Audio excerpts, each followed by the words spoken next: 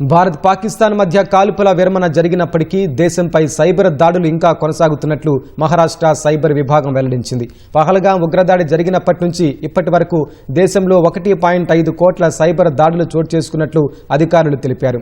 వాటిలో కేవలం 150 మాత్రమే విజయవంతమైనట్లు పేర్కొన్నారు.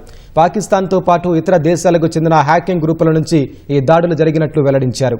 ఏప్రిల్ 22 తర్వాత భారీ స్థాయిలో డిజిటల్ దాడులు పెరిగాయని, భారత వెబ్సైట్లు, పోర్టల్స్ను లక్ష్యంగా చేసుకుని బంగ్లాదేశ్, పశ్చిమాసియా, ఇండోనేషియా హ్యాకర్లు వీటికి పాల్పడినట్లు అధికారులు తెలిపారు.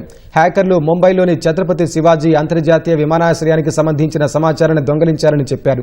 విమానయానం, మున్సిపల్ సిస్టమ్స్, ఎన్నికల సంఘం వెబ్సైట్ను లక్ష్యంగా చేసుకుని హ్యాకర్స్ దాడులు చేశారని పేర్కొన్నారు.